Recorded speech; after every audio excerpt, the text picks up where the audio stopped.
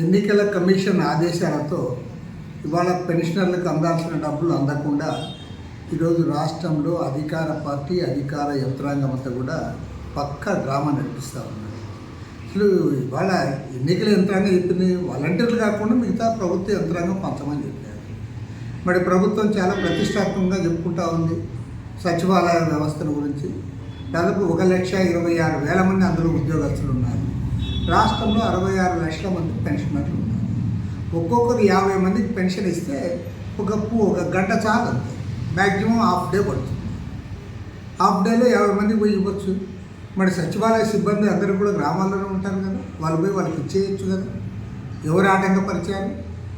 పైగా కొంతమంది అధికార పార్టీ ఎమ్మెల్యేలు ఈరోజు వాలంటీర్లతో రాజీనామాలు పెట్టిస్తూ ఉన్నారు. నిన్నటి వరకు మీరేమంటారు, వాళ్ళంతా కూడా ప్రభుత్వ ఉద్యోగస్తులు అన్నారు. ఇప్పుడేమంటా ఉన్నారు, మీరు పిలిపించి రాజీనామాలు పెట్టమంటే రాజీనామాలు పెడతా ఉన్నారు. దీన్ని బట్టి అర్థమవుతా ఉంది వాళ్ళు ప్రభుత్వ ఉద్యోగస్తులు అయితే రాజీనామాలు పెట్టమంటే పెడతారా? నీవు కాదు, ఎవరు చెప్పినా పెట్టరు. కానీ వాళ్ళు మీరు చెప్తానే వాళ్ళంతా కూడా రాజీనామాలు తెచ్చి క్యూలో నిలబడతా ఉన్నారంటే మన వైఎస్ఆర్ కాంగ్రెస్ పార్టీ కార్యకర్తలు కాబట్టి ఆ పని చేయలేదు.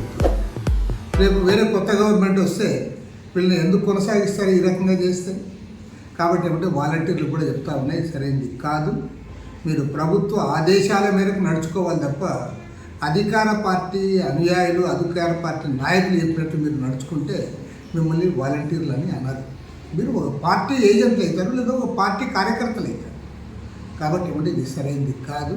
ఈ బంగ్లింగ్ అంతా మానుకోవాలి.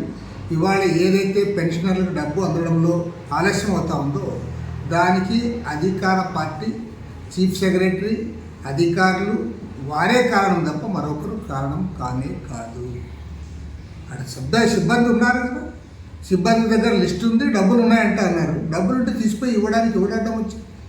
కాబట్టి దీన్ని తీవ్రంగా తప్పుపడతా ఉన్నాం. ఖచ్చితంగా పెన్షనర్లు ఇవంతా గుర్తించాలి. అధికార వైఎస్ఆర్ కాంగ్రెస్ పార్టీ ఆడుతున్న డ్రామాలకు చెక్ పెట్టాలి. అది కూడా రేపు ఓటు ద్వారా చెక్ పెట్టాలని చెప్పి కోరుతాం.